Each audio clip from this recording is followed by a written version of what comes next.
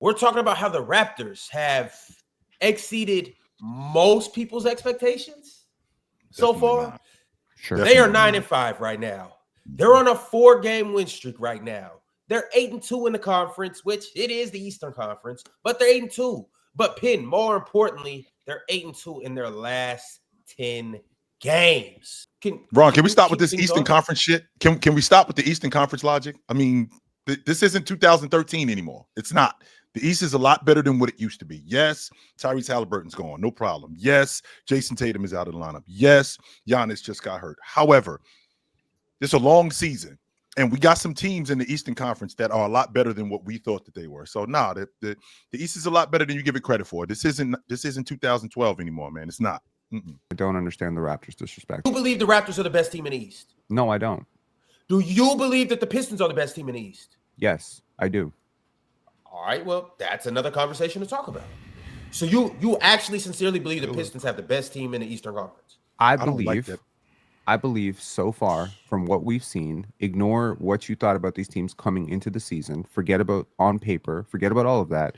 I think if you watch the Pistons play, which I'm sure you don't, but I'm saying if you did, you would like how they play basketball. Stop the bullshit, Ron. You don't. Ron, you know you don't watch basketball, bro. Ron, you don't. So you ain't watching the Pistons, Ron, because you Look, don't. Man, this is a team that has not had Jaden Ivey healthy. This is a team that has had Cade Cunningham go in and out of the lineup.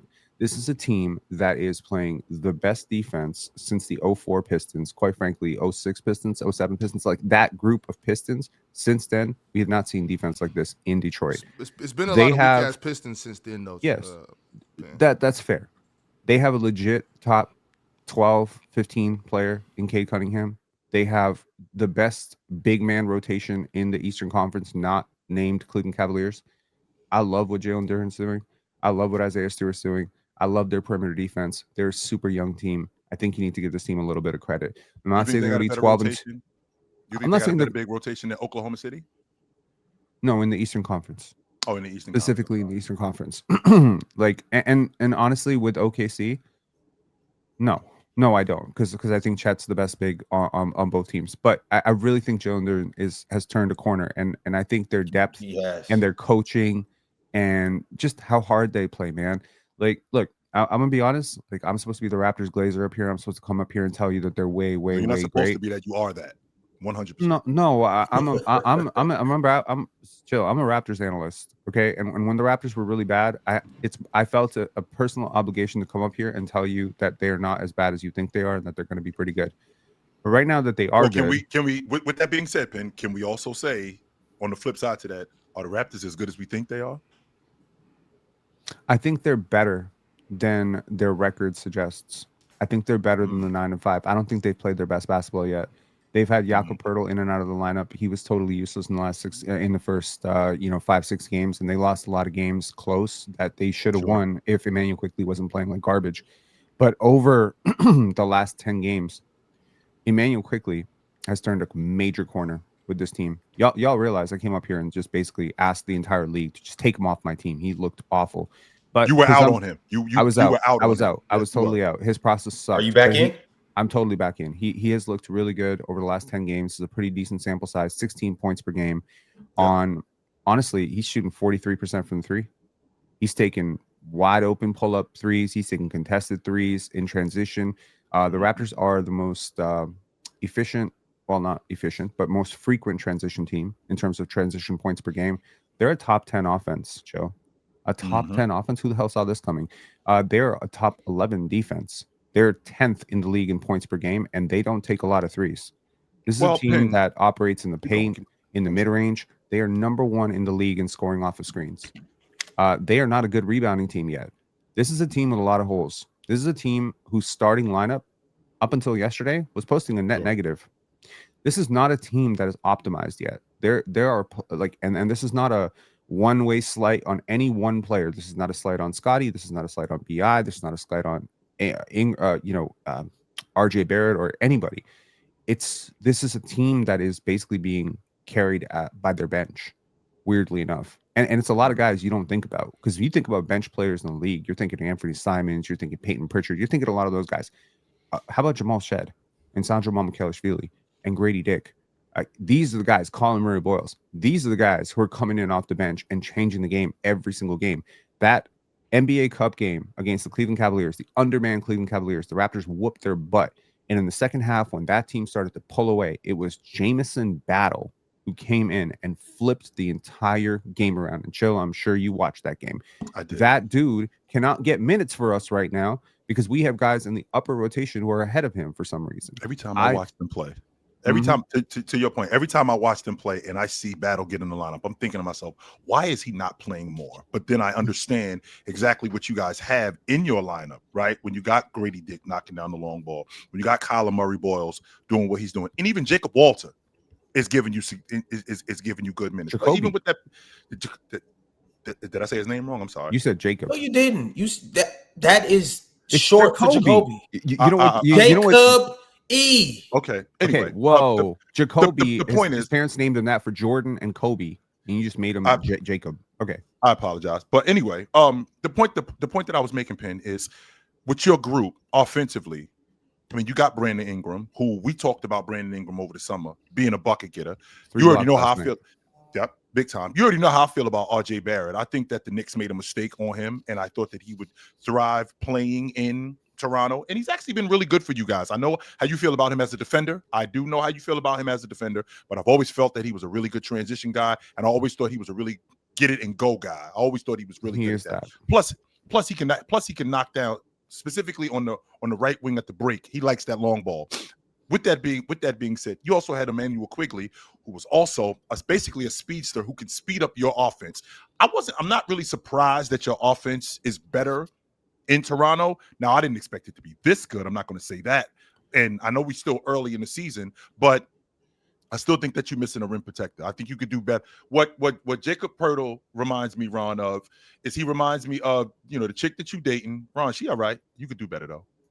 You could do better. I think Yak has. She ain't really whack. good. I ain't saying she's corny, Ron, but you could do better than her. I think Jakob is fine. I think what we really desperately need is a backup center so that we can slide Mamu to the 4 and then just kind of jumbo size our lineup. That's what right now I think Yak is a starting 5-man. His touch around the rim is really good, Chill. Like I know what you're thinking, but like Scotty's doing a lot of that for us. Scotty Barnes has cleaned up everything. Just to let y'all know, I know we're gonna get into the fast breakdown. He blocked a game winner last night or foul. Tying. It was not a foul. That was a foul. That was not a foul. I looked at it 3 times. The foul. The ref ain't call it 4 times. That was a foul. The ref ain't call it. It don't matter. The ref ain't call it. The block by Ingram. The block by Ingram. The hand was on the back, so that was a foul. The block by Scotty was clean. Ain't no foul. And Scotty took ownership after the game and said that was my man. I was supposed to box out. No, he took ownership. He said that was my man. I was supposed to box out. I had to go get us the win because I owed us that. No doubt. So shout outs to him. Scotty has been up. I know y'all don't like the stat, but over the last 10 games, so the Raptors have been 8-2. Scotty Barnes has been a plus 6.8 box plus minus. He has been cleaning up everything defensively. Chill. He is papering over everything. Penn, if now forgive me if I'm misunderstanding the stat. I know I do that from time to time, but doesn't Scotty Barnes, just his play style kind of like make it to where he's gonna be a positive in the box plus minus? He's not a super high volume shooter, but he does all the other intangible things anyway. Like is his play style kind of meant for that stat? I mean, good players tend to score well in most plus minus statistics. Like, so if you don't have an overt negative, like he's not turnover prone, that helps. Mm-hmm. He's not low efficiency this year, that helps. He doesn't take a lot of bad shots, that helps. I don't think being low volume helps you with the plus minus stuff. In fact, some of the highest volume players like Shea dominate this stat. Luka dominates this stat. I mean, that's different. So, with a guy like Shea, he's gonna. I think he's a guy that can get away with shooting a lot because he's just dope. You know what I'm saying? And not to say Scotty's not, because I think he is as well. But I was just more so asking about that particular play style because there's good players that don't play like Scotty. You know what I'm saying? So I'm asking, is it like the big wings that don't shoot a whole bunch all the time, but pass the ball, rebound, play defense? Are those guys like maybe like an OG Anunoby or something? Those type of guys, are those the type of guys that you expect to have high? OG Anunoby actually doesn't do well with the box plus minus stat ever. Like, I mean, rarely. When he was with the Raptors, it was Oh, then rarely that's ever a high. fraud stat. That's a fraud stat. Never mind. No, Fuck. it's because what OG doesn't do is he doesn't do a lot of creation. Like OG has Oh, right. limitations, Okay. right? So when you're creating good offense, like last night, there was a stretch in the second quarter where Scotty just decided, I'm gonna bully Knipple. He didn't get to the line a single time. He got fouled like 45 times that game, but he just decided to bully Knipple, and it was 6 straight points for him and a 10-0 run for the Raptors. That is going to influence because it's the same thing with the defense. He's communicating. He's blocking shots. He's tipping passes. He's sitting in the gaps. He's deterring drivers. He just makes everyone around him. And on offense, he supercharges his entire lineup. His passes are the best passes on this team, period. He gets you clean shots at the rim, right? That's what makes Jokic such a box plus minus merchant, right? Because he creates the most efficient shots for his teammates. It's not just about assists. It's like, I can get an assist. Ox, if you and I are playing basketball together on a team 5-on-5, and I dribble, and I'm running out the clock, and I throw you a grenade at the corner and you hit the shot. I mean, yeah, like 1 out of 3 times you might hit that shot. But if I manipulate the defense and I draw 2 and somehow just feed it to you right underneath the basket and you get a wide open dunk, there's a difference in those 2 assists, right? Scotty gets those clean assists, where he can draw the defense, move the ball really quickly. And I think those players tend to do really, really well with most advanced stats. So Scotty's been our best player. Ingram's been our best scorer. Ingram is averaging a career high in terms of 2-point percentage. His 3-point percentage has been abysmal. Going into the last night, he was shooting 25% from 3. We got Ochai Agbaji, who shot 41% from 3 last year. He is shooting 8% from 3. Our shooters have not hit yet. We are not a high volume 3-point shooting team. Our rebounders are not rebounding. Our defenders are not defending, and yet we are an 11th defense. This team is such a conundrum because last night I ripped the shit out of this team because I don't think they played well. Against Brooklyn, I don't think they played well. Philly, a game that they lost, I think they played really well, but they just lost. But here's the thing, though, Penn, and I want to reiterate this. Sure. I know it's early in the season, but you said we haven't done this yet, or we haven't done that yet. You ever think that it's and this is just a possibility, Ox? When something is working, like we stick to it. You ever think that the reason why your 3-ball isn't what it is because like that's not who we are? You ever think that your offense in terms of how you think y'all should play, that's not the way y'all playing? Because that's just not who we are. Jamal Shed is an energy guy. Jamal Shed he's not a diet. I'm not going to say a diet Davion Mitchell, but he's kind of in that mode of a guy who comes off the bench, defends. He doesn't defend anywhere near as good as Davion, and he is a much better offensive player to me. And that's why I said diet. That's exactly why I said diet. And with that being said, he can absolutely knock down an open shot. I think Davion Mitchell can also knock down an open shot, but I like Shed. I like Shed knocking down open shots, particularly in transition. I watched that Miami Heat game. I watched that Cleveland game where, yes, he definitely likes that. He definitely likes that right wing and that right break. So with that, I'll actually tell you something, Jetcho, about Jamal Shed. Do you know that Jamal Shed is in the 100th percentile in terms of 2-point assists out of drives? So basically, when he drives, he finds a guy for 2 easy points every single time, and he did that in college. Yeah, he did that in college. Yes, he was very much like that when he was at the University of Houston. So he's an old school point guard. Like he is the oldest school point guard. And I mean, he doesn't play a ton of minutes. Like he plays like 20 minutes a night. But I will let you know that he averages per 100 possessions 13 assists to 3 turnovers. 13 to 3. Sound like John Stockton to me. Yo, Mars, can I get your honest, truthful, no trolling opinion about the Toronto Raptors?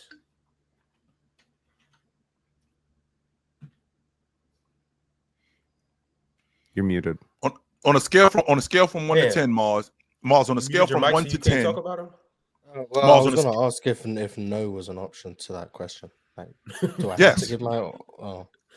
Yes, because this is what I'm saying. On a scale from 1 to 10, 10 being this team, we could see them in the NBA championship, or 1, they could end up. What's more likely? We could see this team make a deep playoff run, or they in the lottery. Well, the lottery is more likely than them going to the finals. They're just losing the play-in lottery. No, I think ever since I said they sucked after like game 5, something like that. They were 1-4 at that point. Yeah, they haven't sucked as much. They haven't sucked at all. So That's cool. Jakob Pertl looks like a functioning NBA player, which is nice. I like Colin Murray Boyles. I think he's nice. Brandon Ingram is a good basketball player. They've stopped, from my perspective, they've stopped their gimmicky press the ball 48 minutes a game, forget rotations, and giving up open threes every possession. So that's nice. Scotty Barnes is a good player. The Raptors are good. Their offense is better than I thought it would be. I'll say that. Their offense is better than I thought it would be.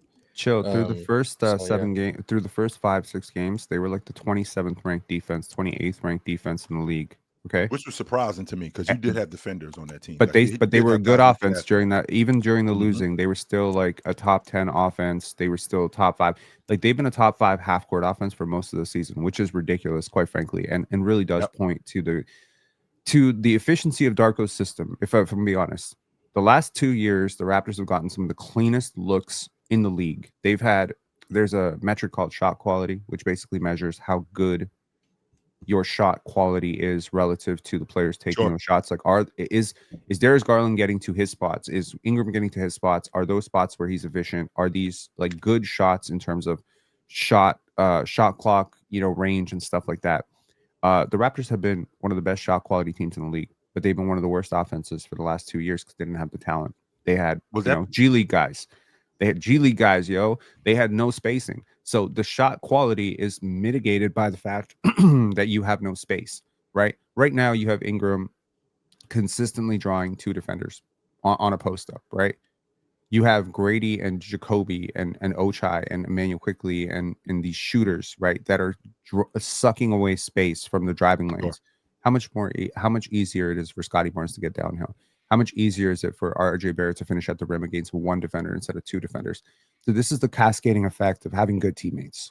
Well, let me ask you this too, Penn, because when I watch your crew and you talk about the half court, one of the things that I noticed, and I'm a big component of this, screening is really good on your crew. Mama was a really good screener. Pirtle, I think, is a damn good screener also. I didn't give Scotty Barnes enough credit for the back screener that he is. I know that sounds crazy, but I think Scotty Barnes is a really good screener. I don't give him enough credit for the screener that he is. He is. The reason why is because when you looking for quick hits, right, and especially in secondary offense, when you're looking for quick hits, Scotty Barnes has been good at hitting guys, screening guys from the back, and not just screening guys from the back, popping to the basketball, right? Like I think they call it the Corey Maggette cut. He does that, but he does it slower, right? And not only does he do it, I'm also watching Mamu. Mamu is a great screener. I think that's just a part of his game. Of who he is, and he opens up a lot of the floor for guys. Every lineup with Mamu is great. Every lineup, every time that he steps on the court. Raptors are balling right now. Yes, and they are. You said that you guys aren't playing your best basketball. We are not. So, best case scenario in a perfect world, what do you guys look like moving throughout the season? Well, I thought everything goes right. Everything goes right, or as good as it potentially can go for how good you believe your team is. So there's one guarantee, there's death. There's several guarantees in life. There's death, taxes, and all those things. There's a guarantee that doubles, SGA 30. Absolutely, those are all guarantees. 1v4 blocks. Sure, and I will guarantee you the Raptors will make a trade this year, guaranteed. A blockbuster trade or just a trade? Well, they'll try to make a blockbuster trade. They're always looking for blockbusters. They're always shopping around the big stars. But right now, the East is open-ish. Open-ish, okay? You were not expecting to be a top 5 half-court offense. You were not expecting to have this type of production from Mamu Kelishvili. Otherwise, he would have been going for a lot more than a minimum contract. Chill, a minimum contract. This is where we are in the NBA. Crispy. They got him for a bucket of extra crispy in the 6-pack. That's what he's one of the best bench players in the league, and they got him for nothing. You didn't expect this from Jamal Shed. You didn't. That's why he went in the 45th pick in a weak draft. So you're getting a lot of surprise production from players. You've kind of shored up your rotation. There's a couple players on this team, and there's a couple holes on this team. You have outlined correctly that they have a hole for a rim protector. Now, I don't think they're moving off of Yak because they just extended him through like 2028. So I think that they're looking at a backup big And I think they might be looking for a change in the starting lineup because their starting lineup, again, I tell you, this team is predictable. The starting lineup gets in a hole. Jamal Shed, Mamukelashvili, and the transitional lineups with Scotty and BI, they come in, they clean things up, they get you the lead. The second half starts, starting lineup screws up again. Bench comes in, cleans it up again. Starting lineup nearly ekes away the game, and they win by 2. This happens every game. It's ridiculous. So obviously, something's working and something's not. And I think the Raptors are smart enough to figure it out. They make a trade every single deadline. They've made a trade for like the last 6. Okay. So I think that this team is going to make a trade. And when they make the trade, provided they make the trade for the players that I think they're going to make the trade for, I think that this team will probably be like a second round exit in the Eastern Conference. I think they will win 47 to 50 games. They're on pace for like 58 right now. So I'm actually downselling it right now because I'm assuming that when you make this trade, you're going to have like a little bit of transition. But they have one of the easiest strength of schedules left, Joe. One of the easiest. I literally was just about to say that. You look at their schedule, Ron. So they've already won 8 of their last 9 games. And their next 5 games, I don't know what the matchup with Cleveland. I just don't like it. They just rough Cleveland up. Not only do they rough Cleveland up, their guard play has just been better when they play against Cleveland. So if I'm looking at their schedule, the only team that I'm thinking right now could possibly beat them within these next 5 games is Philly tomorrow night. They could run off another 5 straight. So we're looking at the Raptors winning 14 of them. I know it sounds goofy, Ron, but they got Brooklyn and they got Washington and they got Charlotte again. So this might be fool's gold. But the East isn't just a pummeling session. But teams like the Raptors just can't pummel on team. Okay. What? This is the point I'm trying to make. And then you guys talk about the easy strength of schedule. Okay, that's why their strength of schedule is what it is. We're 14 games into the season, and you guys are selling me that the Toronto Raptors have the easiest strength of schedule for the rest of the year. Whoa. Do you know why they have the easiest strength of schedule remaining? Because they started the season as one of the strongest strength of schedule teams. They had the most brutal schedule to start. Ron, this team has barely played at home. They have played almost all of their games on the road. They have played a ton of tough matchups, and they lost a lot of them. Okay, they played Milwaukee. They played 2 Cleveland games, and they whooped them both times. They played Atlanta twice. They beat them both times. Your Atlanta Hawks. Yeah, I'm still putting you in that box. Your Atlanta Hawks. Your Cleveland Cavaliers. I'm in that box. So what I'm saying is, I really don't like. Look, I look at the losses. What West Coast teams did you just name? Ron, what does it matter if I tell you West Coast teams? What West Coast teams? We just said Cleveland will be what top West 3 in the Coast West. Teams?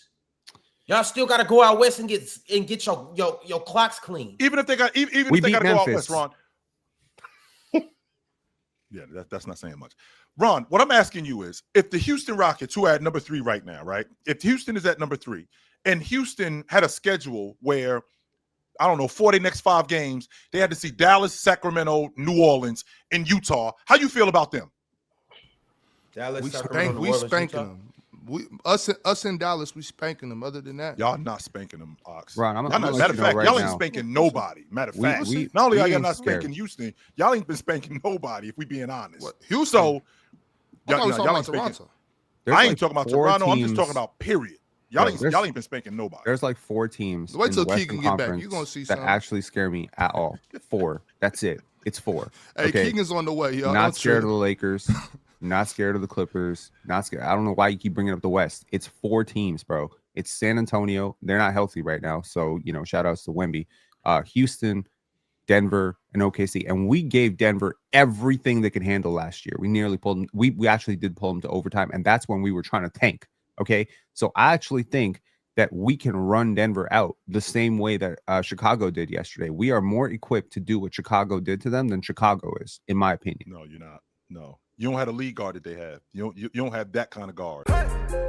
It's the player choice way. Yeah, them boys don't get it started. The player choice way. You're the player choice way. Come and switch lanes into the player choice way.